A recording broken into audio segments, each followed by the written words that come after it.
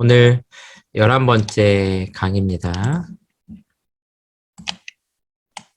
자, 간단하게 예습을 하고, 그럼 또 예습이 아니라 복습을 하고 시작해 보도록 하죠.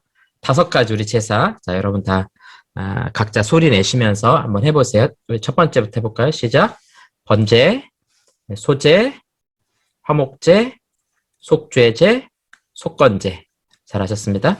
번제, 완전히 태워드리는 제사. 오늘도 이제 나올 거예요. 네, 소제는 곡식으로 드리는 제사였죠. 네. 그래서 제사장이 먹는 경우들이 많이 있었다. 주로 먹게 되죠.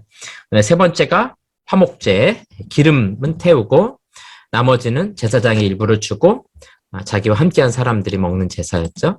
네, 속죄제는 부정, 도덕적인 것들, 또 여러 가지 부정으로부터 씻는 그런 제사. 또 16장에서 우리가 대속죄일에 대해서도 살펴봤죠. 그래서 이스라엘 전체의 죄를, 또 제사장들의 죄를 깨끗하게 씻는 1년에 한 번 있는 중요한 의식이었죠. 오늘 절기 가운데 그게 이제 등장하게 됩니다. 연결이 되는 거고요. 속건제는 배상의 제사였었죠. 그래서 우리가 내가 다른 사람의 것 혹은 뭐 성물 이런 것들에 대해서 침해한 만큼 돌려주고 5분의 1을 더 배상하는 그런 배상의 제사였습니다. 오늘은 23장을 중심으로 좀 살펴볼 텐데요. 절기에 대해서 같이 살펴볼 겁니다. 그래서 우리가 절기를 또 이렇게 다루기가 쉽지가 않아요. 설교 시간에는 또 이것만 하면 너무 길기 때문에 많이 못 다루게 되는데 여러분들이 오늘 절기에 대해서 좀 확실하게 이해하고 가시면 좋을 것 같습니다. 자, 전체적으로 이제 안식일부터 시작해서 봄의 절기, 가을의 절기 이렇게 살펴볼 겁니다. 그래서 안식일은 매주 지키는 거죠. 이건 항상 있는 거고 그 다음에 우리로 치면 이제 봄에 해당되는 절기들, 그 다음에 가을에 해당되는 그런 절기들이 있다라는 거 살펴보겠습니다. 1절에 보니까 여호와께서 모세에게 말씀하시되 이스라엘 자손에게 말하 이르라 이것이 나의 절기들이니 너희가 성회로 공포할 여호와의 절기들이니라. 이런 단어는 제가 앞부분에서만 다루고 뒤에서는 이제 더 설명 안 하도록 하겠습니다. 일단 절기라는 것은 히브리어 모에드 보시면 이걸 쓰진 않으셔도 돼요. 그냥 오른쪽에서 왼쪽으로 읽어요. 히브리어는. 그래서 모에드 앞에 게 미음자 닮았죠. 그래서 M이란 발음인데 정하다, 고정시키다 이런 뜻이에요. 뭔가 날짜를 정한다는 거죠. 그래서 정해진 시간이다 이런 뜻을 가지고 있습니다. 성회라는 것은 이제 미크라, 코데시는 뒤에도 나겠지만 성결한, 거룩한 이런 뜻을 가지고 있습니다. 그래서 미크라는 소집이라는 뜻을 가지고 있고요. 코데시는 거룩한 혹은 뭐 성결, 여호와께 성결 그럴 때 이제 라일라 코데시 이렇게 말하거든요. 이제 성결, 거룩 같은 뜻입니다. 별로 히브리어를 안 해서 좀 써봤습니다. 자, 그래서 성회라는 것은 공적 예배를 위한 국가적인 모임이에요. 성회로 모이라 이렇게 말할 때는 다 같이 모여가지고 하나님 앞에 예배하는 그런 모임이죠. 물론 이제 예루살렘이라는 도시라든가 이제 성전 자체가 공간적인 한계가 있어요. 그래서 뭐 온 이스라엘 백성 다 모일 수는 없죠. 멀리 있는 사람 잘 모일 수는 없는데 어쨌든 예루살렘에 있는 사람들, 또 성지순례 하는 사람들, 또 절기를 지키기 위해서 성지순례 하는 사람들이 모여서 예배하는, 제사하는 걸 우리가 성회다 이렇게 말합니다. 여러분 사도행전 보시면 이제 사도 바울도 오순절 전까지 예루살렘에 도착하려고 뭐 이런 구절들이 등장해요. 이게 뭐냐면 이런 절기들을 지키기 위해서 오려고 하는 거죠. 왜냐하면 이 절기들은 성회, 모두가 함께 모여야 되는 절기거든요. 주로 제물을 바쳤고요. 나중에는 성경을 낭독하고 해설하는 것도 이제 포함이 됩니다. 그래서 여러분들 시편 보시면 시편 위에 보면은 표제어가 붙어요. 표제어가 뭐 인도자를 따라 부르는 노래, 성전에 올라갈 때 부르는 노래 이런 표제어가 붙죠. 그 말은 뭐냐면 시편은 원래 더 그 이전에 지어진 것도 있고 그 이후에 지어진 것도 있지만 이런 절기들을 지키러 올라갈 때 그 과거에 지어졌던 그런 시편 찬송을 부르면서 성전에 올라가는 거죠. 성전에 언제 가겠어요? 이런 절기들에 맞춰가지고 가는 거거든요. 그럴 때 이 노래들을 부르는 겁니다. 오늘 이제 뒤에서 살펴보겠지만 미리 퀴즈를 하나 내도록 하겠습니다. 그 룻기 있죠, 룻기. 그쵸? 네.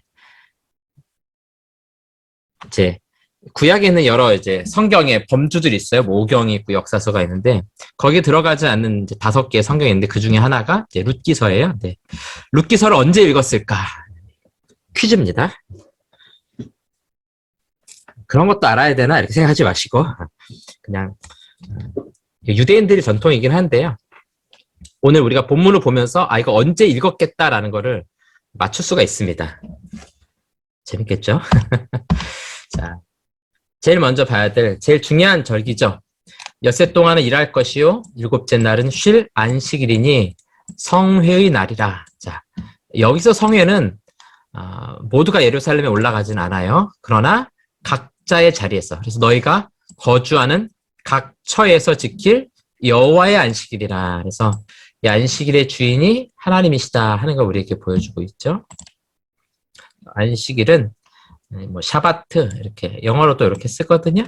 아마 영어 성경 보시는 분들 많이 나올 거예요. 7일째 안식하신 하나님께서 만드신 창조의 원리죠. 여러분들 우리 레위기 읽을 때 창세기하고는 되게 멀리 있다고 생각될 수 있지만 창세기, 출애굽기, 레위기 가까운가요?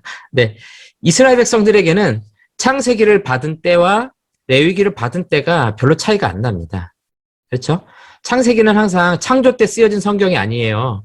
출애굽하는 이스라엘 백성들에게 쓰여진 성경이거든요. 이런 규례, 안식일의 규례를 주면서 뭘 먼저 말씀하고 있냐면 왜 우리가 7일째 안식하는가? 하나님께서 세상을 7일 동안 창조하셨는데 6일간 창조하시고 7일째 안식하셨기 때문에 우리도 그 하나님의 안식에 함께 동참하는 것이다. 이 창조의 원리를 보여주고 있는 겁니다. 제일 중요한 절기예요. 네. 가장 자주 돌아오죠. 돌아올 때마다 여호와의 안식일인 것을 기억하게 만듭니다. 장소는 어디예요? 각자 거주하는 곳, 자기 자리에서 지키면 되는 겁니다. 자, 이제 제가 이제 여러분들 그 그림으로 미리 보여드렸는데, 여러분들 이걸 잘 이해하고 가셔야 됩니다. 자, 여기 보시면 이 둥글게 돼 있는 요 박스 하나, 한 달에 대해서 요 왼쪽에다가 제가 크게 확대를 해 놓은 거예요. 어떻게 보시면 되냐면, 맨 위에 있는 이름, 자, 현대부터 하겠습니다. 중간에 보시면, 이렇게 이탈릭으로 3, 4월이라고 되어 있죠. 요게 여러분 그 강의 안에는 없어요. 강의 안에 단어 들으면 아쉽잖아요. 그래서 수업 때 좀 나눠서 해야죠. 여러분들이 그 그림을 뭐 출력하거나 잘 저장해 놓으세요. 현대 달력에 오늘날 봄에 해당되는 거죠. 3월에서 4월 우리 아이들 입학하고 농사로 치면 어때요? 모내기를 준비하고 모내기를 시작하는 그 시기입니다. 자, 이때 바벨론에서는 이때를 니산월이라고 부릅니다. 니산월. 그다음에 유대에서는 뭐라고 부르냐? 아빕월 이렇게 부릅니다. 아비벌. 그렇죠? 들어보셨죠?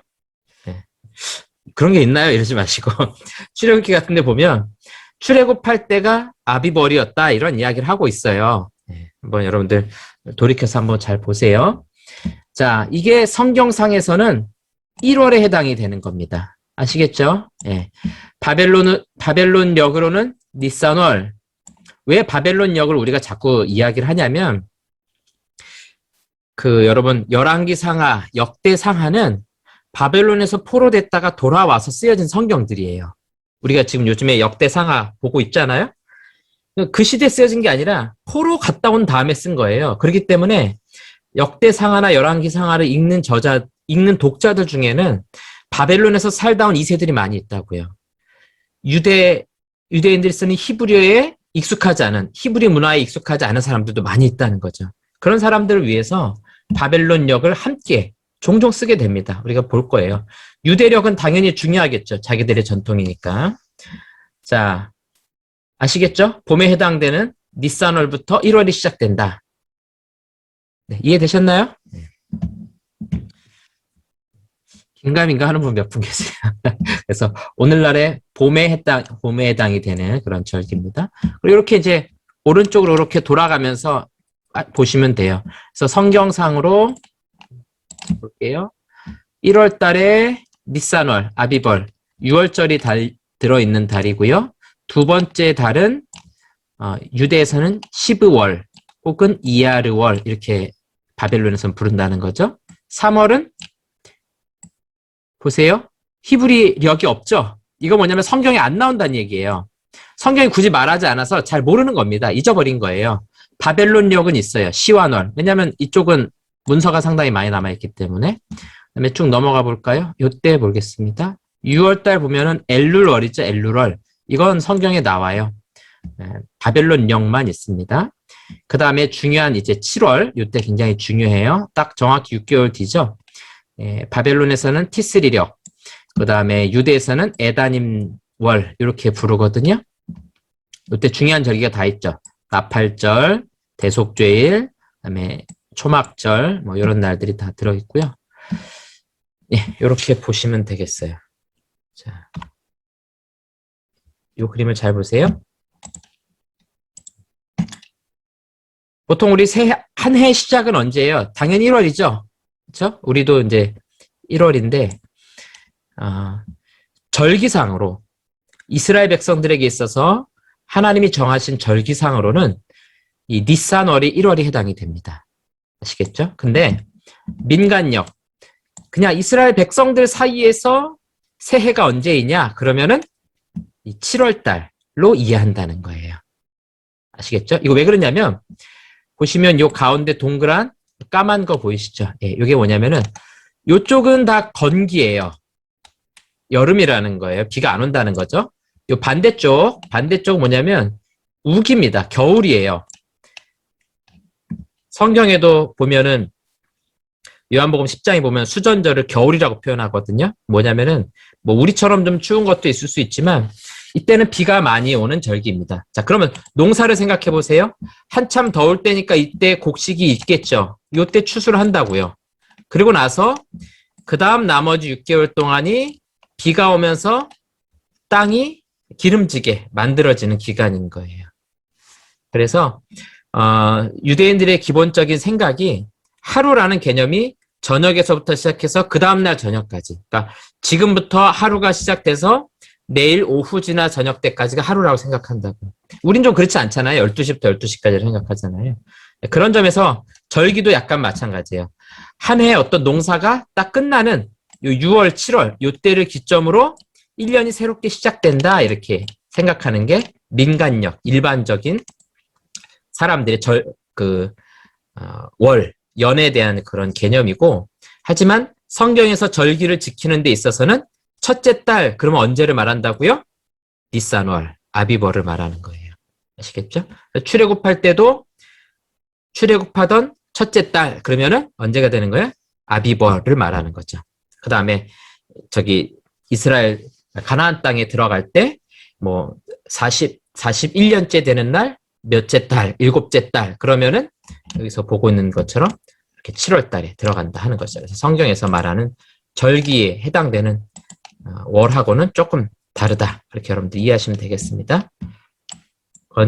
겨울 우기, 여름 건기 이렇게 나눈다는 거 이해하시고요. 자, 이거 보기 전에 자, 그래서 이쪽 여러분 보시기에 오른쪽이 여름이고 건기다. 그 다음에 왼쪽이 겨울이고 우기이다. 여러분 그렇게 기억하시고요. 이 달 이름들은 이 정도 그냥 여러분들이 보시면 돼요. 나중에 성경 읽다가 이런 달이 나오면 여러분들이 검색하셔서 찾으시면 그게 몇 월 달인지 잘 나와 있으니까 보시면 될 것 같습니다. 자, 성경에 이 월을 어떤 식으로 쓰는지 한번 볼 거예요. 자, 열왕기상 6장 37절. 뭐라고 말해요? 넷째 해 15월에 여호와의 성전 기초를 쌓았고. 자, 솔로몬이 성전을 건축하는데 언제 한다는 거예요? 왕이 되고 나서 네 번째 해 15월. 절기로 따지면 두 번째 달에 성전 기초를 놓았다는 거예요. 자, 그 다음에 보세요. 11째 해 불월. 자, 넷째 해에 시작해서 11째 해에 완공이 됐으니까 몇 년 걸렸어요? 7년. 불월. 8월 달에 완공됐으니까 6개월이 더 걸린 거죠. 그래서 성전을 건축하는데 정확하게는 7년 6개월이 걸린 겁니다. 여기서 말하죠. 곧 8째 달에 이렇게 말하고 있잖아요. 솔로몬이 7년 동안 성전을 건축하였더라. 또 하나 볼까요? 자, 에스더 9장 21절 보니까 한 규례를 세워 해마다 아달월 14일과 15일을 지키니라. 자, 에스더에 나오는 절기 혹시 뭔지 기억하세요? 불임절입니다. 불임절. 네, 제비 뽑는다는 뜻이죠? 불임절. 네. 그래서 우리는 불임절 지키지 않지만 이스라엘에서는 불임절을 지켜요. 하만의 귀라는 삼각형 과자를 만들어서 먹습니다. 하만을 조롱하는 그런 의미죠. 그래서 요때가 언제라고요? 아달월. 그러니까 우리로 치면은 한 2월에서 3월, 겨울이 거의 끝날 때쯤. 네, 에스더 자체가 이스라엘 땅이 아니잖아요. 예, 바벨론, 파사, 페르시아에서 쓰여진 글이기 때문에 그 바벨론역을 쓰는 거죠. 그래서 아달월이다 이렇게 쓰고 있는 거죠. 그 다음에 느헤미야도 볼까요? 성벽 역사가 52일 만인 엘룰월 25일에 끝남에. 엘룰월은 언제예요? 히브리로 치면은 6월달 6월 25일. 많이 듣던 숫자네요. 네, 우리 6.25 전쟁 기념일. 요때 이제 성벽을 완공하게 되는 날짜인 거죠. 그러니까 어떤 때는 히브리 유대력을 쓰고 어떤 때는 바벨론력을 쓰고 좀 차이가 있다는 거 여러분들 이렇게 이해하시면 될 것 같습니다. 물론 절기가 중요해서 제가 이렇게 많은 시간을 들여 좀 설명하는 겁니다. 자, 이제 본격적으로 절기에 대해 살펴보겠습니다. 첫째 날, 열 나흔 날, 1월 14일이죠. 저녁은 여호와의 유월절이요. 자, 출애굽했던 날, 그날이 여호와의 유월절이죠. 이달 15째 날은 여호와의 무교절이니, 자, 유월절하고 무교절을 잘 구분 못 하시는 분들이 좀 있는데, 여러분들 잘 기억하세요. 1월 14일, 시간 언제라고요? 저녁. 저녁이 유월절이 되는 거예요. 그렇죠? 그리고 그 다음날, 1월 15일 날 아침부터는 뭐가 되는 거예요? 무교절이 되는 겁니다. 아시겠죠? 그렇게 해서 쭉 며칠 동안요? 7일 동안.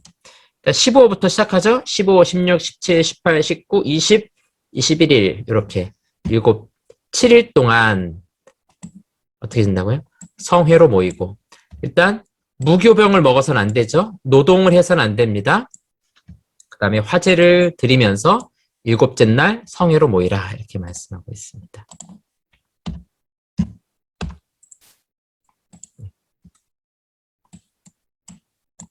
잘 이해하십시오. 아시겠죠? 제가 날짜 맞겠네.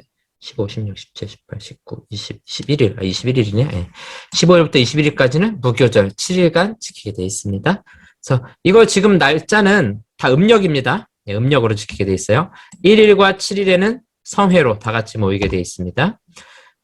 무교병이라는 것은 이스트를 넣지 않은 빵이죠. 네, 부풀지 않은 빵이에요. 왜 부풀지 않은 걸 먹었어요?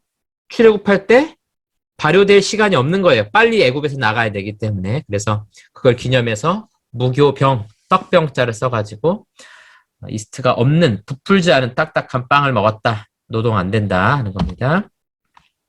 7일간 화제로 드리는데 구체적인 목록은 민수기에 가면 이런 거 드려라 쭉 나열하고 있습니다. 여러분들이 뭐 좀 참조해서 보시면 될 것 같아요. 자, 그 절기를 정리한 다음에 그 다음에 이제 초실절이라는 걸 볼 겁니다. 내가 너희에게 주는 땅에 들어가서 이제 이 초실절의 시작은 가나안 땅에 들어가서부터 지키면 돼요. 그리고 그때부터는 이제 해마다 지키면 됩니다. 너희의 곡물을 거둘 때 너희 곡물의 첫 이삭 한 단을 제사장에게로 가져갈 것이요. 여러분 성경에다가 이거는 보리라고 쓰세요. 보리. 네, 보리 추수를 이때부터 시작하는 겁니다. 제사장은 너희를 위하여 그 단을 여호와 앞에 기쁘게 받으심이 되도록 흔들되. 자, 흔드니까 이거는 무슨 제사가 되겠어요? 요제 흔드는 거, 거제 들어 올리는 거, 전제, 포도주 같은 걸 붓는 거. 그쵸? 예. 흔드는 거 요제. 안식일 이튿날에 흔들 것이며, 자, 요건 좀 이제 해석이 필요하고요. 그 단을 흔드는 날에 1년 되고 흠없는 순양을 여호와께 번제로 드리고. 그래서 이때를 우리가 보리의 초실절 이렇게 부르시면 될 것 같아요. 그래서 보통 성경에서 우리가 초실절 그러면은 6월절 다음에 보리 추수를 처음 시작하는 한 단을 딱 잘라서 하나님 앞에 드리는 이때가 초실절이다. 그리고 안식일 이튿날은 언제를 말하는 건가? 이거는 1월 16일을 말하는 거예요. 보세요. 1월 14일 날 저녁이 유월절. 그 다음날 15일부터 무교절. 그리고 그 다음날부터 초실절. 이렇게 시작이 되는 거예요. 아시겠죠? 네. 자, 잘 정리하세요. 1월 14일 유월절. 15일부터 7일간 무교절. 그 다음 16일부터 초실절이 해당이 되는 겁니다. 이 초실절에는 보리 추수를 시작하는 첫 번째 단을 하나님 앞에 드리는 절기에 해당이 됩니다. 제물로 순양을 번제로 드리게 되어 있어요. 자, 번제와 함께 소제로는 기름 섞은 고운 가루 10분의 2 에바를 여호와께 드려 화제로 삼아 향기로운 냄새가 되게 하고, 전제로는 포도주 4분의 1 흰을 쓸 것이며, 자, 이런 거 같이 쓰는 거죠. 번제와 함께 소제를 같이 씁니다. 기름 섞은 고운 가루 한 4.4리터 정도, 그 다음에 포도주는 한 0.9리터 정도. 보니까 흰이라고 되어 있는 게 그 미국에서 쓰는 갤런하고 약간 거의 부피가 비슷하더라고요. 네, 이 정도를 이제 부어 드린다는 거죠. 그러니까 이 초실절에는 뭐뭐 드려야 돼요? 이 앞에서 봤던 것처럼 순양 한 마리 번제로, 네, 소제 드리고 전제 드리고 같이 다 부어서 화제로 하나님 앞에, 여기 나와 있죠? 화제로 다 불태우는 겁니다. 너희는 너희 하나님께 예물을 가져오는 그날까지 떡이든지 볶은 곡식이든지 생이삭이든지 먹지 말지니. 그러니까 우리 한국교회가 사실 잘 해왔던 전통이죠. 첫 번째 거 어떻게 한다는 거예요? 하나님 앞에 드리는 그 절기입니다. 여기서 이게 나오는. 그래서 애굽에서 나올 때도 장자는 다 내 것이다 그랬잖아요. 첫 번째 걸 다 하나님의 것으로 취하는 그 전통을 여기서 또 보여주고 있습니다. 자, 네, 그 다음이 이제 77절에 해당이 됩니다. 오순절이라고도 부르죠. 77이라는 건 뭐예요? 7일씩 7번. 오순이라는 거는 순은 열순자를 씁니다. 열순자. CCC에서도 예전에 보면 뭐 순장, 순모임 이렇게 말했잖아요. 열이라는 뜻이에요. 너희가 요제로 곡식단을 가져온 날부터 세어서, 이게 무슨 절기였어요? 초실절이었죠. 초실절. 우리 바로 앞에 있었던 초실절. 예. 요때부터 세는 거예요. 그러니까 6월절 지나서 무교절 그 다음 날부터 7주를 세는 겁니다. 7안식일의 수요를 채우고, 7안식일이니까 7주, 77에 49일을 채우고, 7안식일 이튿날까지 합하여 50일을 계수하여, 그래서 오순절이에요. 새 소제를 여호와께 드리되, 이제 새로운 곡식을 하나 앞에 드리는 거예요. 아시겠죠? 초실절은 보리추수에서 첫 번째 곡식을 드리는 거예요. 그 다음에 77절에는 새로운 소재, 맥주절이라고도 부르는 거예요. 이날은 새로운 소재, 새로운 곡식을 하나 앞에 드리는 겁니다. 그럼 이 새로운 곡식은 뭘까요? 볼 겁니다, 이제. 자, 너희 처소에서 10분의 2 에바로 만든 떡 2개를 가져다가 흔들지니, 마찬가지로 곡식을 가져와서 요제로 드리는 겁니다. 고운 가루에 누룩을 넣어서 구운 것이요. 자, 우리가 기본적으로 앞에서 할 때, 소제할 때 누룩 안 넣었죠? 그렇죠? 누룩 대표적으로 안 넣었어요. 근데 요때는 어떻게 하라는 거예요? 이 소제에다가 누룩을 넣어서 구우라, 이렇게 말씀하고 있습니다. 이 요제는 여호와께 드리는 것이다. 그렇습니다. 자, 날짜를 잘 기억하세요. 보리의 초실절, 그냥 일반적인 초실절로부터 7주를 세고 하루를 더 포함해서 50일째 오순절에 해당이 됩니다. 자, 이날은 뭐라고 부르냐면 미래 초실절이다, 이렇게 부르기도 해요. 자, 그러면 여기서 말하는 새 소제는 뭘 가지고 하나님 앞에 드리게 되겠어요? 밀을 가지고 드리는 게 되는 거죠. 예.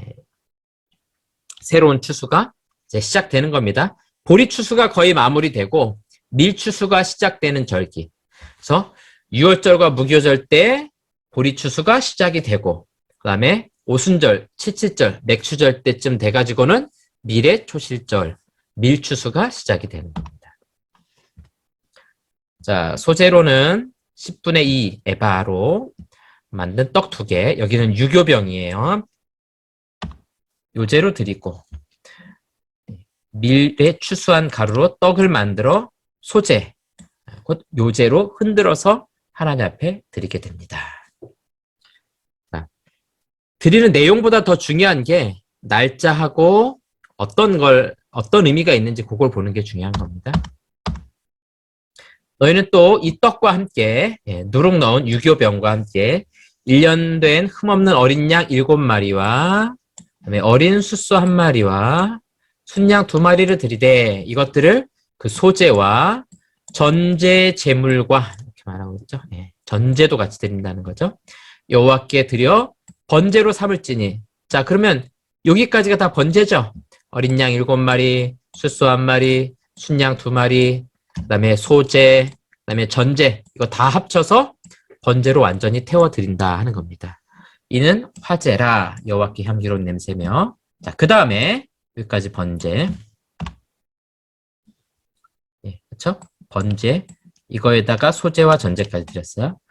또 순념소 하나로 속죄제를 드리며, 자, 여기 속죄제가 포함됐죠? 1년 된 어린 순양 2마리를 화목제물로 드릴 것이요. 자, 77절에는 지금 하나님께 드릴 제물이 좀 많습니다. 우리 아까 6월절, 무교절 때는 본문에 나와 있지 않아서 여러분 민수기 말씀 참조해서 보시면 되고요. 우선 좀 상세하게 이야기하고 있어요. 제사장은 그 첫 이삭의 떡과 함께. 자, 여기서 말하는 이제 첫 이삭은 그럼 뭐가 되겠어요? 보리예요? 밀이에요? 이제는 밀이죠. 그쵸? 밀이에요. 자, 헷갈리실까봐 뒤에 또 그림을 준비했습니다. 자, 쭉 보도록 하겠습니다. 77절에 드리는 첫 이삭은 밀이다 하는 겁니다. 그래서 떡과 함께 그 2마리 어린 양을 여호와 앞에 흔들어서 요제를 삼을 것이요. 이것들은 여호와께 드리는 성물이니 제사장에게 돌릴 것이며. 그래서 앞에 거는 다 번제로 드리고, 뭐했죠? 그 다음에 이 화목제에 나오는 어린 순양 2마리 있었죠? 그렇죠? 요거는 여호와 앞에 흔들어서 요제를 삼고 제사장에게 주라는 거예요. 그래서 제사장의 몫으로 돌아갈 것이 이 소제, 첫 이삭으로 만든 그 유교병 떡과 어린 양 2마리는 화목제물이었던 이 2개는 제사장의 몫으로 주는 겁니다. 그래서 제가 여기 이렇게 빨간색 칠해놨죠? 요거 2개는 다 누구 거라고요?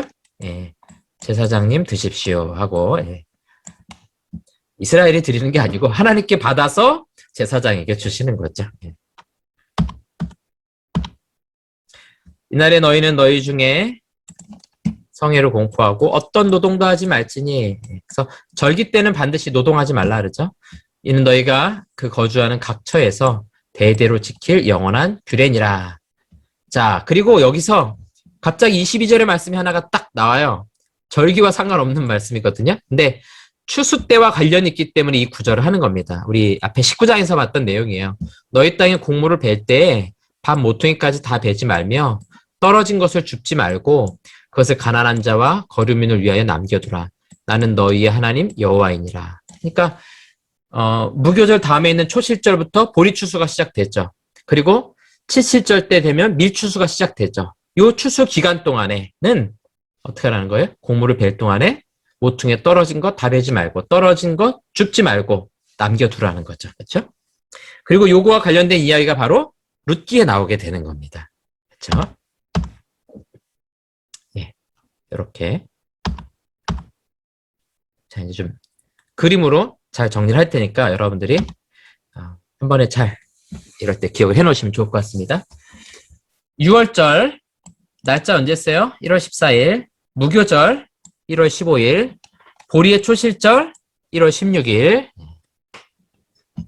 이때부터 뭐가 시작된다고요? 보리추수. 그래서 첫 번째 곡식탄을 하나님 앞에 드리게 되는 거죠. 자, 이때로부터 77에 49 하면 77절, 그 다음날까지 합치면 오순절, 맥추절이라고도 부르죠.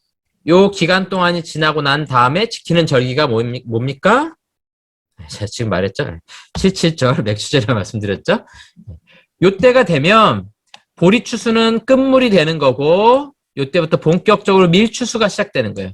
보리는 훨씬 싸요. 그래서 가난한 사람들도 많이 먹었고 밀은 조금 더 비쌌습니다. 자, 요 기간이 되면 보리추수가 마무리되고 밀의 초실절, 밀추수가 시작되는 기간입니다. 아시겠죠? 그래서 여러분들이 이 추수, 절기와 추수의 때와 성경에서 말하는 절기 사이를 여러분들이 날짜를 대략 이렇게 된다는 것을 잘 정리하시기 바랍니다. 아시겠죠? 네. 그래서 출애굽때를 보면 출애굽기 보면 요때 출애굽했죠. 그렇죠? 요때 애굽에서 나왔다고요. 그 다음에 홍해를 건너 광야를 지나서 시내산에 이르러서 시내산에 이르렀을 때 모세가 하나님 앞에 올라가죠. 올라가서 뭐 합니까? 하나님과 언약을 맺고 십계명토 돌판을 받죠. 그렇죠? 율법을 받잖아요. 요때가 바로 77절 오순절 때라고 보고 있는 거예요. 그러면 오순절에 중요한 의미 뭐에 해당돼요? 율법을 받은 날에 해당이 되는 겁니다. 아시겠죠?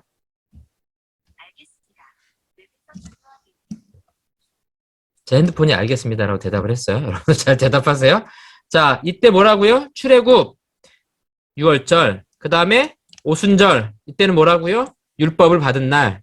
단순 율법이 아니라 하나님과 언약을 맺은 날.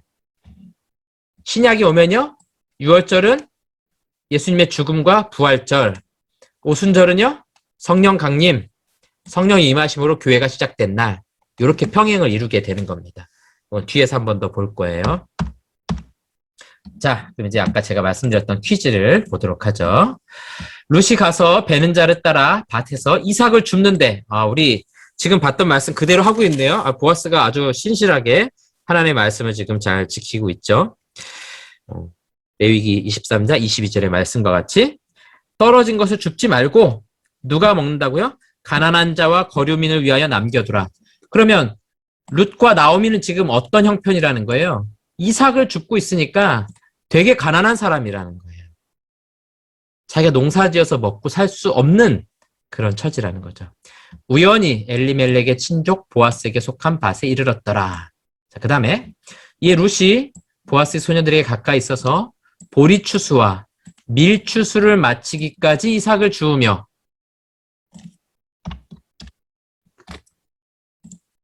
자, 그러면 룻이 이삭을 주었던 기간이 대략 언제쯤 돼요? 요때 정도에서부터 밀추수가 끝나갈 때까지 요 기간에 이삭을 주었다는 거죠. 그렇죠? 자, 그럼 퀴즈. 룻기는 언제 읽으면 제일 잘 어울리겠습니까? 지금 추수와 관련 있는 가장 중요한 절기가 바로 이 77절이잖아요. 오순절이잖아요. 그렇죠? 네, 그래서 유대인들은 77절 오순절에 이 룻기서를 읽게 돼 있습니다. 자기들의 전통이에요. 괜히 그런 게 아니고 절기와 관련 있는 이야기이기 때문에 그렇습니다.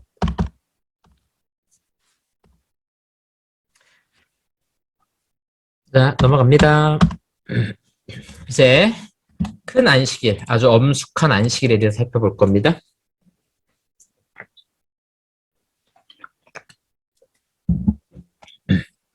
이스라엘 자손에게 말하자.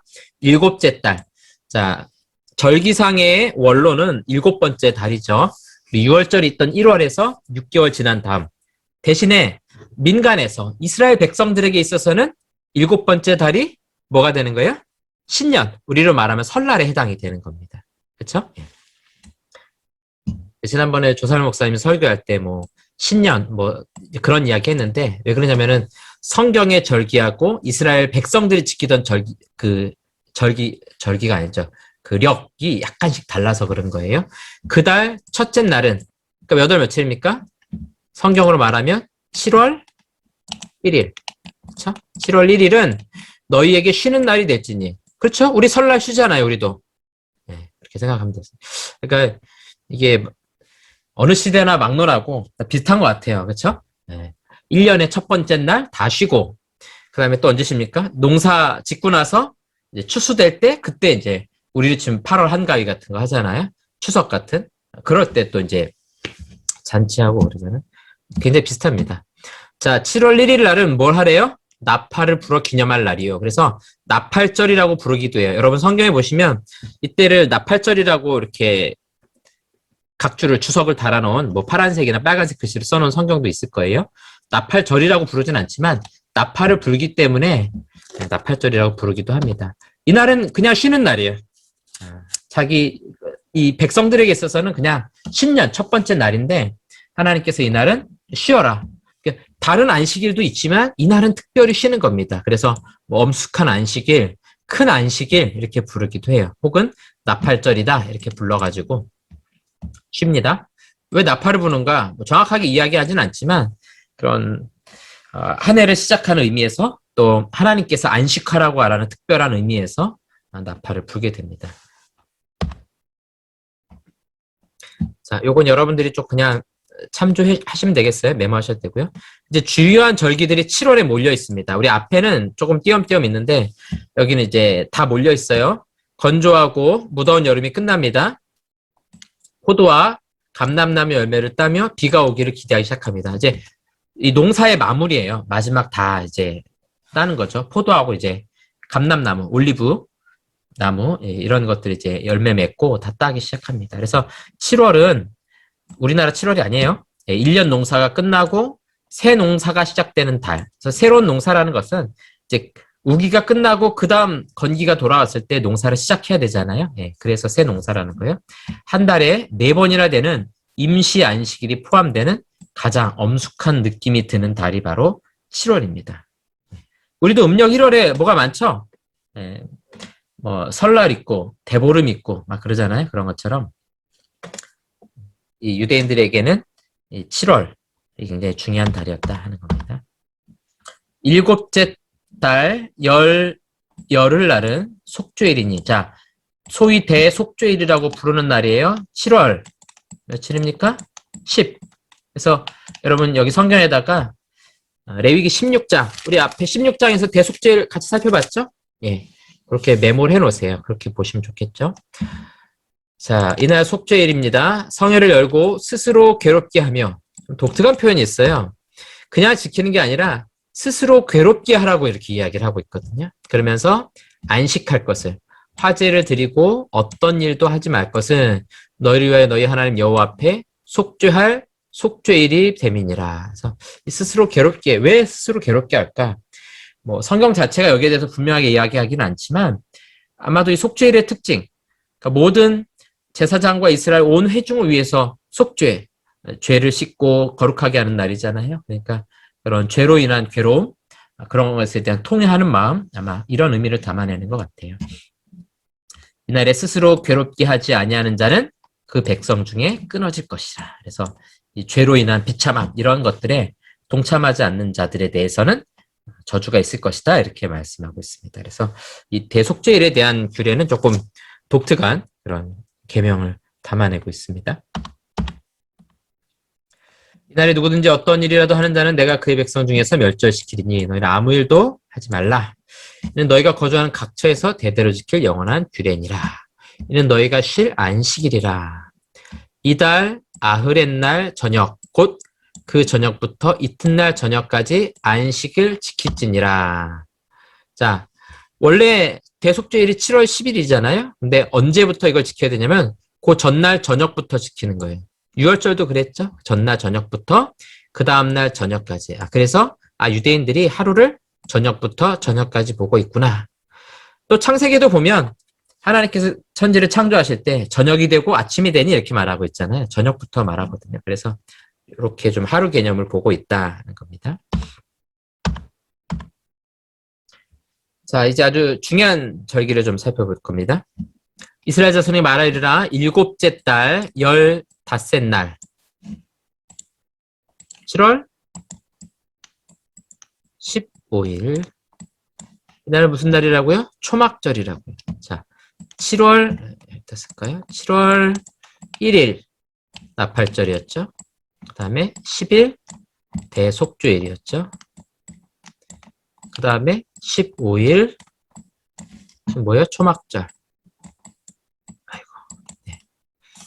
하고 여기는 8째 날에도 하게 돼 있어요. 그러니까 15일에다가 8일을 더해서 한 번 더 안식하게 되어 있다. 그래서 총 하나, 둘, 셋, 넷. 한 달에 4번의 안식일이 포함되어 있다. 되게 좋겠죠. 그렇죠? 우리 빨간 날도 지금 별로 없는데 이때 빨간 날이 한 달에 4번이나 들어있는 아주 행복한 달이네요. 자, 이날은 또 거룩한 대회라 이렇게 말하고 있죠. 그래서 이 이스라엘의 절기 중에 사실은 6월절이 제일 중요한 절기긴 한데 지키는 걸 보면 요 초막절 마지막 요 8번째 날이 가장 큰 날처럼 보이게 돼 있어요. 자, 이 날이 신약 성경에 나옵니다. 어디에 나올까요? 힌트, 요한복음에 나옵니다. 요한복음. 예수님께서 이 초막절 마지막 큰 날에 실로암 연못에 가는 사람들에게 외치죠. 그 배에서 생수의 강이 흘러나리라 하고 말씀하신 그 사건이 바로 이 초막절 마지막 8번째 날, 큰 날, 거룩한 대회의 날에 예수님께서 하신 말씀이었습니다. 자, 이렇게 여러분들이 정리를 하시면 되겠습니다. 그래서 이 초막절은 여러 가지 이름이 있죠. 초막절이라고도 부르기도 하고 수장절이라고 부르기도 하고요. 장막절이라고 부르기도 합니다. 이제 각각 이름이 다른 건 뭐냐면 초막절이라고 말할 때는 이 텐트, 광야 생활을 기념하는 걸 강조할 때 초막절이라고 말해요. 그 다음에 농사 짓고 거두는 것을 중요시 여기면서 말할 때는 수장절이라고 부르게 됩니다. 같은 거예요. 이건 우리의 추석과 같은 날입니다. 우리는 아까 비슷하죠. 우리도 음력 8월 15일.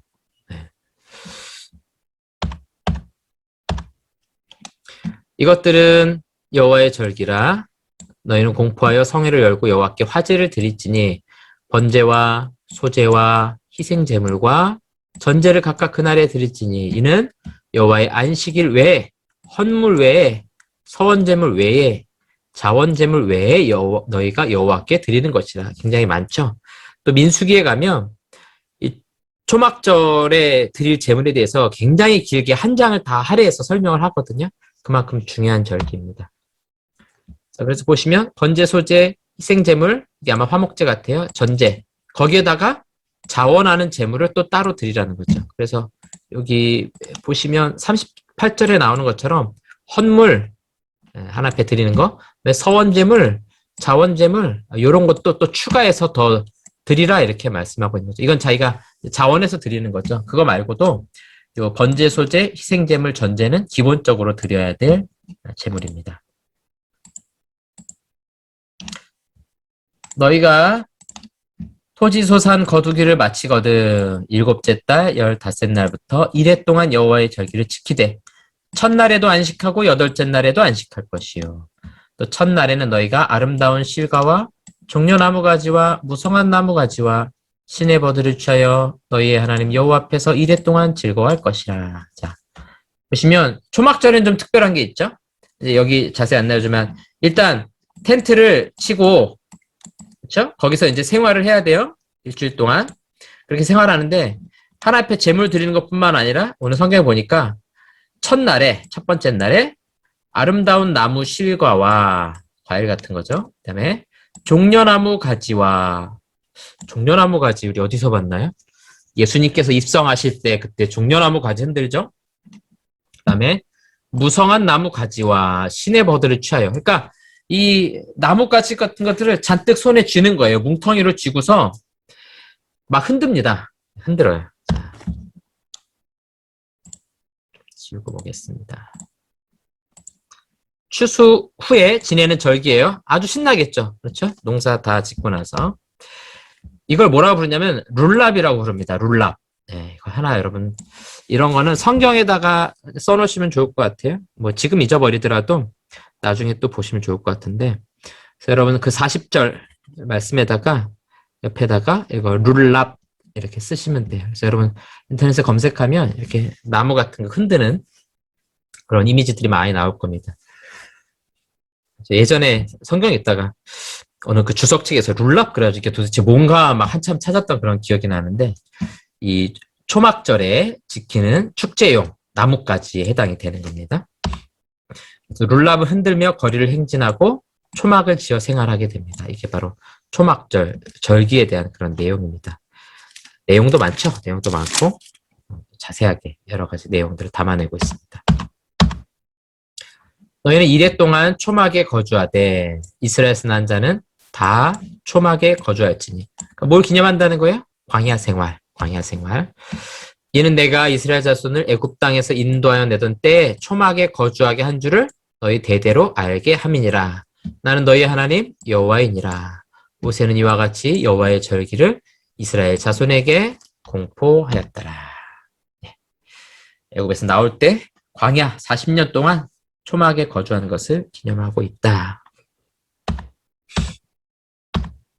자, 신약시대 절기를 좀 볼까요? 이제 우리 더 이상 구약에 우리는 절기를 지키지 않아요. 하나님의 교회 같은 경우는 이제 유월절을 지키죠. 그러면서 전도할 때 그렇게 물어보거든요. 유월절 지키세요? 이렇게 물어보거든요. 그래서 근거는 그거 예수님도 유월절 지켰다 그거죠. 맞아요. 예수님도 유대인이었기 때문에 유월절 지키셨고요. 또 바울도 오순절 지키려고 이제 예루살렘에 올라오고 또 일부 율법도 좀 지키고 했던 것을 볼 수 있습니다. 그렇지만 초대교회가 이 절기 중에 안식일부터 깨뜨려 버렸어요. 안식일에 모이지 않았죠. 안식 후 첫날 예수님께서 부활하신 그날을 기념해서 그날 모였고 그날 연보 헌금을 했고요. 그날 모여서 성찬에 참여했습니다. 6월절을 지킨다고 자꾸 지킨다 그러는데 그 요즘도 짐승 잡나 모르겠어요. 그런 사람도 있으면 좀 물어보고 싶어요. 아니 그래서 6월절 이스트 안 넣으면 빵 먹는지 양 잡는지 이 구약에 있는 절기 이거 다 지키고 있는지 제사장 있는지 제사장도 아닌 사람들이 양 잡나요? 잡지도 않겠지만 그런 거 하면 혐오스럽다고 누가 하겠습니까? 자, 우리에게 있어서 유일한 절기가 있습니다. 그거 뭐냐면 주일이에요, 주일. 우리가 주일이 너무 자주 돌아오니까 이게 뭐 절기라고 중요하다고 생각 안 하는데 보세요, 여러분. 여기 있는 절기들 보시면 절기들이 있어서 계속해서 반복해서 등장하는 것이 그날은 안식하는 날이라 이야기하고 있잖아요. 그러니까 매 주일 안식할 뿐만 아니라 이 절기도 안식하거든요. 이게 가장 중요한 거예요. 우리에게는 이 주일을 지키는 거야말로 가장 중요한 절기를 지키고 있는 거예요. 우리 복음의 핵심인 예수님의 죽으심과 부활을 기념하여 그날을 기념하여 예배하고 우리 성도들 서로 교제하고 그렇죠? 아주 중요한 성령의 교통하심이 우리 사도행 신경에서 말하는 것처럼 성령의 교통하심이 우리 축도할 때도 그렇게 하잖아요. 우리 성도들 간에 일어나는 거죠. 한 주간 잘 지냈어요? 뭐하고 지냈어요? 이게 다 우리 성령의 교통이거든요. 성도의 교통, 교제. 나머지 절기는 이제 교회 역사에서 발생한 겁니다. 그래서 그 나머지를 지키는 것은 조금 더 부차적인 거예요. 중요성으로 치면 주일이 가장 중요한 절기입니다. 보시면 이렇게 변화된 거죠. 안식일은 주일로 바뀌었고 6월절은 더 이상 양을 잡을 필요 없어요. 이미 히브리서에서 단번에 제사를 완성하셨잖아요. 그래서 더 이상 양을 잡을 필요 없고요. 부활절은 여러분 이런 건 상식으로 알아두시면 돼요. 춘분 후, 자 여기도 음력으로 하죠. 이거 이제 교회 역사에서 이게 정해진 건데 춘분 후 만월이 지난 이건 보름을 말하는 거죠. 주일을 말하는 겁니다. 자, 그래서 이번 부활절을 좀 제가 따져볼 텐데 어떤 분이 이제 그런 이야기를 했어요. 이번에 부활절이 잘못됐다고. 한 주 먼저 지켰어야 되는데 내가 날짜를 계산해 봤는데 지금 잘못 지킨 것 같다고 이제 그렇게 얘기를 하신 분이 계셨는데요. 자, 제가 좀 개수를 해보도록 하겠습니다. 이번 우리 부활절이 4월 첫 주였었죠? 네, 첫 주에 우리가 4월 부활절을 지켰는데 춘분을 좀 보도록 하겠습니다. 춘분이 언제였냐면 3월 20일이 춘분이었어요. 자, 그러면 춘분 후 만월이니까 춘분 이후에 있는 음력 몇 월? 1월이죠. 1월 15일 날을 찾으면 돼요. 이 날이 언제냐면은 3월 27일입니다. 3월 27일. 이 날이 공교롭게도 토요일이에요. 자, 그러면 부활절은 언제가 돼야 돼요? 3월 27일이 지난 그 다음 주일이니까 28일이 돼야 된다 이렇게 생각하시는 거예요. 네. 지금 도대체 뭔 소리 하는지 모르겠다 하시는 분들은 그냥 잠깐 딴 생각 하셔도 괜찮습니다. 네. 자, 보세요. 우리가 생각하기에는 보름달이 이날 떴으니까 이 다음 날은 보름달이 졌다고 생각하는데 여러분 아침에 일어나면 달이 떠 있어요? 졌어요? 아침까지 달이 떠 있습니다. 만월이 완전히 져야 돼요.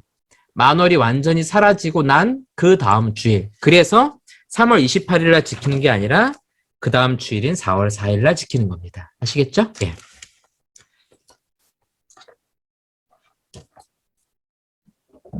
자, 아주 재밌지만 중요한 정보를 알려드린 거니까 여러분 이렇게 잘 기억하세요. 부활절은 진짜 예수님 죽었다 부활한 날을 기념하는 게 아니에요. 날짜가 좀 달라요. 그날이 언제인지 잘 모른다고요. 그래서 성탄절이 예수님 태어난 날이 아니고 뭐 이방 그 로마에 있는 그 신이 태어난 날을 지키는 거다. 뭐 그런 거 왜 지키냐 뭐 이런 말 하는 사람이 있는데 아 많은 말을 해주고 싶지만 예수님이 언제 태어난지 잘 모릅니다. 몰라요. 한 날짜를 우리가 정해서 지키면 되는 거예요. 그게 우리가 지키고자 하는 날짜가 초기 기독교가 로마 시대였잖아요. 그러면 로마에서 쉬는 그 절기에 맞춰서 지키는 거예요. 그런 사람들한테 이렇게 말해주세요. 개천절이 10월 3일인데 그럼 10월 3일 날 하늘이 열렸습니까? 이렇게 물어보세요. 하늘은 항상 열려 있죠. 근데 그냥 하루를 정해서 지키는 거나 마찬가지예요. 그 다음에 성령 강림절은 어떻게 됩니까? 부활절 후에 50일 오순절이에요. 그래서 오순절날 성령 임하셨죠. 그래서 우리도 4월 4일 그 부활절로부터 50일을 계수해가지고 그 다음 주일날 성령 강림절을 지키게 돼 있어요. 그래서 항상 부활절은 3월 중순에서부터 4월 중순 그 사이에만 딱 걸리게 돼 있어요. 춘분에서부터 며칠 안 지나기 때문에 오순절도 마찬가지예요. 거의 5월달이나 뭐 6월 초 거의 6월 초는 안 가죠. 예. 5월달 안에 거의 다 걸리게 돼 있습니다. 그 다음에 수장절, 초막절은 지금 없죠. 그래서 이건 신약시대 넘어와서는 특별히 없어요. 근데 우리나라에서는 이제 추석을 안 지키고 우리 청교도 전통을 따라서 추수감사절을 지킵니다. 그렇죠? 11월 3일이고요. 우리 교단은 11월 셋째 주, 3일이 아니에요. 11월 셋째 주를 지키는데 다른 교단에서는 또 달라요. 10월 말에 지키는 교단도 있고 조금씩 다릅니다. 이거는 다 부차적인 절기예요. 이걸 언제 지키느냐, 그거는 그렇게 크게 중요한 게 아닙니다. 우리가 합의해서 지키면 되는 거예요. 우리에게 제일 중요한 절기는 뭐라고요? 주일이라고요, 주일. 너무 자주 와서 중요한지 모르지만 사실은 제일 중요한 날입니다. 예, 절기 좀 보충해서 요거 하나만 더 살펴볼게요. 요거는 이제 지금 유대에서 지키는 그런 절기들이에요. 우리는 안 지키는 절기도 있어요. 우리가 잘 아는 것처럼 여러분 네, 요거는 제가 나중에 영상 올려드리면 여러분들이 한번 정리해서 가지고 계세요. 6월절, 초실절, 이건 보리의 초실절이죠. 77절, 맥추절, 오순절, 이거는 미래 초실절이라고 말씀드렸어요. 그다음에 나팔절, 대속죄일, 그다음에 장막절, 초막절, 수장절. 요게 이제 우리 성경에서 나온 중요한 절기에 해당이 되는 거고요. 그 다음에 성경에 나오는 거 하나가 뭐가 있냐면 이제 맨 밑에 보시면 불임절. 이제 푸르라는 게 이제 제비라는 뜻이죠. 제비 뽑는 거. 그래서 에스더서에 나온 유대인들이 구원받은 날. 이건 뭐 유대 땅에서 이루어진 건 아니고 이제 바벨론, 페르시아 지역에서 일어난 사건이잖아요. 그때를 기념해서 불임절. 그래서 지금도 유대인들은 하만의 귀라고 말하는, 한번 검색해 보세요. 요 삼각형 과자가 있어요. 그걸 이제 구워서 먹습니다. 그러니까 하만을 조롱하는 거죠. 우리를 죽이려고 했던 하만을. 그다음에 수전절이 이제 성경에 한번 나오는데 이건 하누카라고 말하고요. 성전 수고기에 해당이 됩니다. 그래서 요한복음 10장에 나오게 되는데 좀 설명을 좀 볼게요. 자, 이제 유다가 포로에서 돌아온 후에 성전 건축도 하고 하잖아요. 그래서 요 이야기는 언제냐면 말라기 이후에 예수님 오시기 전의 이야기예요. BC 한 165년경. 헬라, 그리스 제국이죠. 그래서 이제 페르시아 이후에 헬라 알렉산더 대왕이 이제 세계라고 해봤자 뭐 고대 근동하고 페르시아하고 그리스하고 요렇게죠. 거기를 이제 통치하게 됩니다. 그래서 알렉산더 대왕이 죽은 다음에 이제 세계로 분할이 되는데 셀류키드라는 왕조가 이제 수리아 지역을 통치하게 됩니다. 그러니까 이스라엘도 요 통치 안에 들어가는 거죠. 네. 이 안티쿠스 에피파네스라는 사람이 예루살렘 성전에 와가지고 성전의 번제단에다가 제우스 신상을 세웁니다. 그러니까 이런 것들이 바벨론이 아니라 다니엘서에 보면 멸망에 가증한 것이 세워지고 이런 표현이 있잖아요. 이런 이야기예요. 그리고 나서 돼지를 제물로 바쳐요. 그래서 피를 뿌립니다. 자, 돼지 돼요, 안 돼요?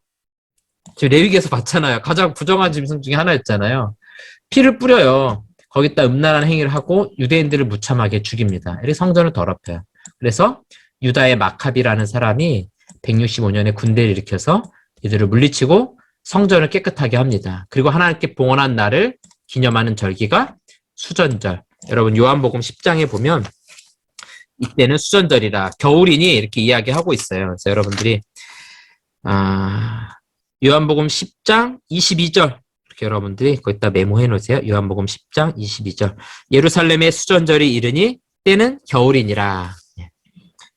이때를 빛의 절기라고도 불러요. 그래서 각 가정에서 8개의 개인 촛대에다가 하루에 하나씩 불을 밝히는 거예요. 8일째가 되면 8개의 촛대의 불이 다 밝혀지겠죠. 이렇게 기념하는 날이 바로 수전절에 해당이 됩니다. 그래서 이 마카비에 대해서 기록한 성경이 있어요. 우리는 외경이라고 부르는데 마카비가 이런 반란을 일으켜서 성전을 깨끗하게 한 것을 쓴 성경이 마카비상, 마카비하, 사무엘상하 하듯이 마카비상하. 이게 카톨릭 그 공동 번역에서는 성경으로 인정하고 있습니다. 그래서 여러분들이 공동 번역 이렇게 볼 수 있는 어플 들어가시면 마카베오상, 마카베오하 이렇게 나와 있어요. 우리는 이걸 정경으로 받아들이지 않아요. 종교개혁자들은 이걸 정경으로 인정하지 않습니다. 자, 이제 24장 시간이 많이 갔는데 24장은 우리가 9절까지만 살펴볼 겁니다. 길게 하지 않을 거예요. 오늘 이 절기가 좀 중요해서 제가 좀 많은 시간을 여러분 썼으니까 한번 여러분들이 영상 한 번 정도 다시 한번 보시면서 잘 정리하면 좋을 것 같아요. 여호와께서 모세에게 말씀하실 때 여기는 이제 성막에 대한 규례가 나올 겁니다. 14장 두 가지예요. 성막에 대한 규례 이야기하고요. 신성모독의 사례에 대해서 다룰 겁니다. 두 개가 되게 연관성이 없어 보여요. 근데 같이 좀 묶어놓은 거는 아마도 좀 하나님에 대한 경외함 그런 것 때문에 좀 같이 묶어놓은 것 같아요. 자, 불을 켜기 위하여 이제 성막 안에 등잔대가 있잖아요. 그래서 성소에 딱 들어가면 왼쪽에 등잔대, 오른쪽에 떡상, 정면에 분향단 이렇게 있었어요. 여러분 그 서론 부분 보세요. 그림도 볼 겁니다.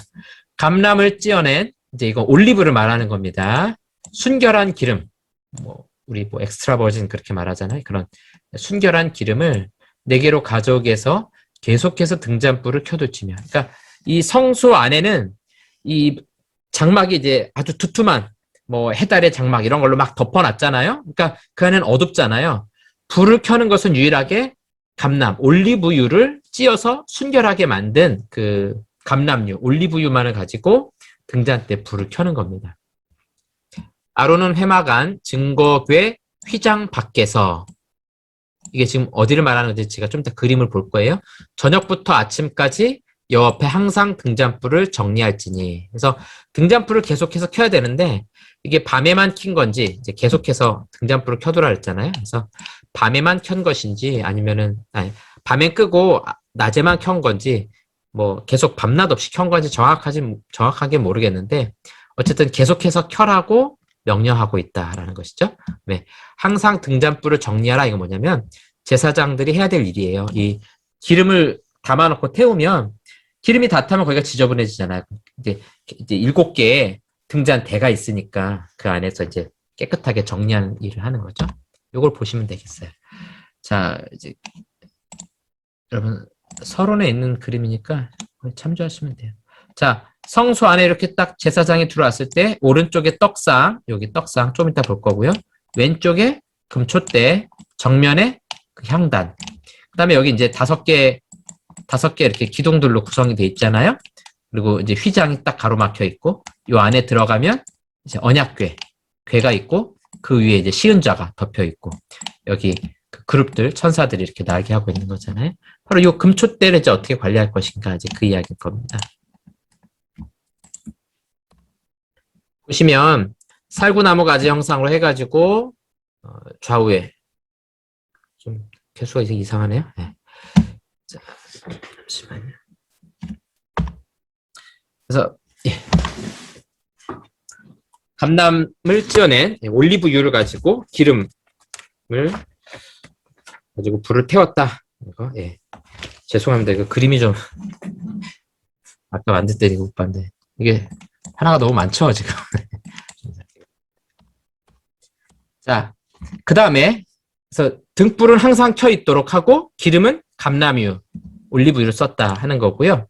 그 다음에 고운 가루를 가져다가 떡 12개를 굽되, 각 덩이를 10분의 2 에바로 하여 여호와 앞 순결한 상위에 두 줄로 한 줄에 6씩 진열하고. 그래서 이게 이제 이 얇은 떡이 두 줄로 해놓는데 6개 하다 보니까 이렇게 쌓는 방식밖에는 가능하지 않아요. 그래서 그렇게 쌓고 거기다가 정결한 유향, 이거는 이제 향을 말하는 겁니다. 향을 이제 그 위에 두라는 건데 뭐 정확하게 어떻게 하는지 모르지만 이 향을 떡 위에 첨가해서 먹을 수 있도록 해놓는다는 것 같아요.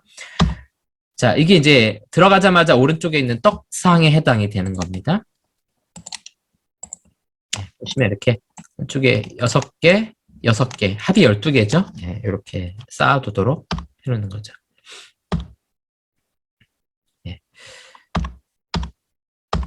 그 다음에 안식일마다 이 떡을 여호와 앞에 항상 진설할지니. 그러니까 이 떡을 12개 놓은 거를 언제 교체하는 거예요? 안식일이 되면 떡을 새로운 떡으로 교체하는 거예요. 그럼 거기 있던 묵은 떡은 어떻게 하겠어요? 이 떡은 아론과 그의 자손에게 돌리고 그들은 그것을 거룩한 곳에서, 그러니까 이 회막 안에서 먹는 겁니다. 여호와의 화제 중 그에게 돌리는 것으로서. 자, 보시면 이제 우리가 지금까지 이제 화제에 대해서 제가 자세하게 더 설명 안 했지만 화제는 보통 불로 태워드리는 제사잖아요. 그래서 이 화제를 음식 제사 이렇게 번역하는 것도 있어요. 이게 뭐냐면 화제라는 그 원래 뜻은 불로 드리는 제사 이런 뜻이에요. 그래서 고기 같은 거를 태워서 번제로 드리는 것도 있지만 이 떡을 만들잖아요. 이 떡도 불로 구워서 만든 거거든요.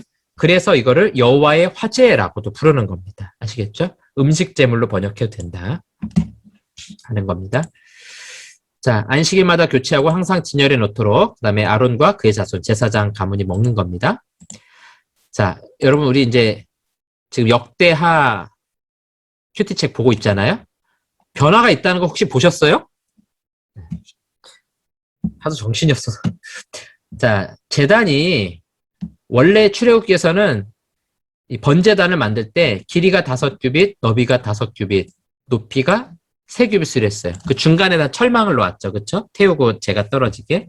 근데 솔로몬이 만들 때는요, 길이가 20규빗, 너비가 20규빗, 4배로 커졌어요. 가로 4배, 세로 4배. 높이가 10규빗. 여기 이제 3.3배가 커진 거죠. 부피로 말하면은 뭐 어마어마하게 지금 커진 거죠. 아주 큰 그런 제단이 만들어지게 되는 겁니다.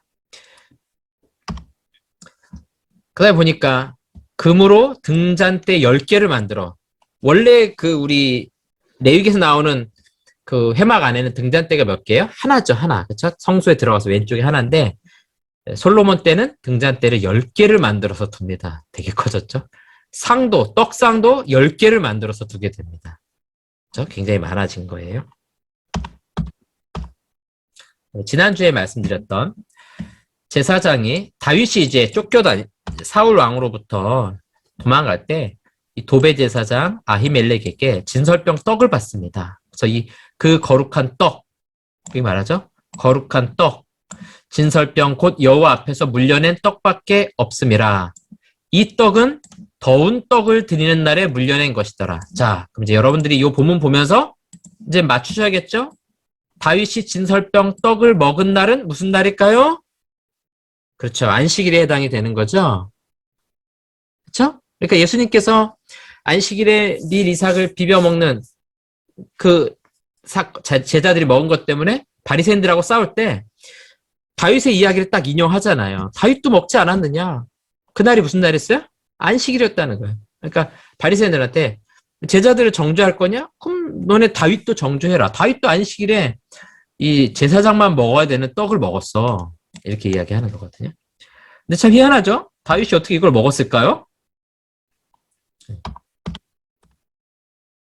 예수께서 이르시되 다윗이 자기와 함께한 자들이 시장할 때 한 일을 잊지 못하였느냐? 하나님의 전에 들어가서 제사장 외에는 자기나 그 함께한 자들이 먹어서는 안 되는 진설병을 먹지 아니하였느냐? 안식일날 이렇게 한다는 거죠. 안식일에 배고파서 죽을 것 같은 다윗을 위해 진설병떡 먹었다는 거예요. 제사장들도 마찬가지로 안식일에 진설병떡 먹고 있다 이거죠. 또 안식일에 제사장들이 성전 안에서 안식일을 범하여도 죄가 없음을 너희가 율법에서 읽지 못하였느냐. 안식일의 주인은 예수님이시다라는 말씀을 하시면서 이 이야기를 하죠. 그래서 이 다윗이 진설병 떡을 먹은 사건에 대해서 정확하게 그것이 무엇인지는 규정하는 건 상당히 좀 어려워요. 어려운데 몇 가지가 있죠. 생명을 살리는 것의 중요성에 대해서 이야기하기도 하고요. 또 하나는 다윗의 좀 독특한 신분이에요. 다윗은 이 진설병 떡 제사장만 먹어야 되는 거를 먹었어요. 뿐만 아니라 하나님의 괴가 들어올 때 배에봇, 제사장이 입는 배에봇을 입기도 했죠. 그런 점에서 모세와 좀 비슷한 느낌이 있어요. 모세는 어땠어요? 제가 지난번에 모세 이야기할 때 모세는 대제사장인가요? 이렇게 물어봤잖아요. 그렇죠? 근데 모세는 대제사장보다도 더 높죠. 모세가 율법을 직접 주었고 아론을 임명했다고요. 대제사장보다도 큰 자. 하나님을 직접 대면한 자잖아요. 다윗도 약간 그런 성향이 있어요. 제사장이 해야 될 그 일들까지, 그 직분까지 어떤 때는 하고 있는 그런 모습들을 좀 볼 수 있거든요. 그래서 그 제사장 직분과는 좀 차별이 돼 있고요. 심지어 제사장 직분도 바꿔요. 볼까요? 배에봇을 입었죠. 다윗이. 뿐만 아니라 역대상 23장 26절에 보면 레위 사람이 다시는 성막과 그 가운데 쓰는 모든 기구를 맬 필요가 없다 한지라. 다윗의 유언대로. 다윗이 레위 사람들 향해 명령해요. 앞으로 성막 기구 맬 필요 없어요. 왜 그렇습니까? 이제 성전이 만들어지면 이거 메고 다닐 필요 없잖아요. 그러면서 레위 자손을 20세 이상으로 계수해요. 원래 레위 자손은 몇 세 이상입니까? 30세예요. 다른 지파들은 전쟁에 나갈 나이가 20세 이상으로 계수하거든요. 근데 레위 지파만 30세가 되어야만 성막 봉사를 할 수가 있었어요. 근데 그걸 누가 지금 깨뜨린 거예요? 다윗이 깨뜨려요. 다윗이 그렇게 하지 말아라. 이제부터 20세 이상으로 해라. 다윗은 독특하죠? 왕이었어요. 거기다가 선지자죠. 성경 많이 썼잖아요. 시편도 쓰고. 거기다가 제사장의 직분까지도 어떤 면에서 막 같이 하고 있거든요. 그러니까 그 예수님의 그 삼중직, 선지자, 제사장, 왕직을 다윗은 어떤 면에서 한꺼번에 다 하고 있었고 모세도 그렇게 했고 그리고 예수님께서도 그렇게 직분을 감당하셨죠. 끝났네요. 예, 오늘 여기까지 제가 정리했습니다. 자, 그래서 오늘 제가 준비한 건 다 했고요. 오늘 절기가 좀 중요해서 제가 좀 절기의 시간을 많이 썼습니다. 거의 모든 시간을 다 절기 썼는데 여러분들이 요 했던 본문도 좀 읽어보시고 여러분 강의 안에 보시면 다른 성경 출애굽기, 레위기, 민수기, 신명기 각각에서 절기를 어떻게 다루고 있는가 제가 거기 빈칸으로 만들어 놨을 거예요. 여러분들이 좀 보시면서 어떤 좀 차이가 있을까 하는 거를 한번 각자 좀 고민하면서 보시면 좋을 것 같아요. 거기서 여러분들이 특징을 찾으시면 돼요. 어떤 데는 재물에 초점을 맞추고 어떤 데는 그날을 어떻게 보낼 것인가 안식하는 데도 초점을 맞추기도 하고 조금씩 차이가 다르거든요. 그리고 강조하는 절기가 조금씩 달라요. 여러분들이 어떤 데서 강조하느냐 많이 쓰는 데가 강조하는 거예요. 자세히 쓰는 데가 강조하고 있는 겁니다. 그게 왜 중요한지 여러분들이 각자 좀 생각하시면서 보면 도움이 되실 거예요. 그렇게 이제 내가 고민하고 연구하면서 보시면 점점 성경을 이렇게 연구하면서 보면 되겠구나 하는 생각이 좀 많이 드실 것 같습니다. 네. 제가 정답 다 이렇게 보여드리면서 하는 거는 뭐 도움이 될 수 있겠지만 그보다는 내가 직접 연구하면서 읽는 것이 사실은 훨씬 더 좋습니다. 그래서 오늘 이 절기에 대해서 여러분들이 다시 한번 쭉 잘 정리하시고 또 다른 본문에 있는 절기 어떻게 설명하고 있는가 하는 것을 여러분들이 잘 한번 살펴보시면 좋을 것 같습니다. 네, 제가 기도하고 마치도록 하겠습니다. 사랑하는 하나님 아버지 감사합니다. 오늘 레위기 말씀 통해 절기에 대해서 우리 깊이 있게 또 생각하고 묵상하며 하나님 말씀 연구하게 하시니 감사합니다. 이스라엘 백성들의 거룩한 삶의 원리, 또 이 절기를 따라서 안식하며 하나님의 구원을 기억하고 또 기념하는 것이 얼마나 중요한지를 함께 살펴보았습니다. 하나님, 이 절기들을 생각하면서 우리에게 행하신 하나님의 놀라우신 그 일들, 또 예수 그리스도의 죽음과 그 부활하심, 또 그 사역들, 성령이 우리 가운데 임하신 일들, 이러한 내용들을 우리가 함께 묵상하며 또 감사하고 감격할 수 있는 우리 모두가 될 수 있도록 하나님 인도해 주시옵소서. 감사하며 예수님의 이름으로 기도합니다. 아멘.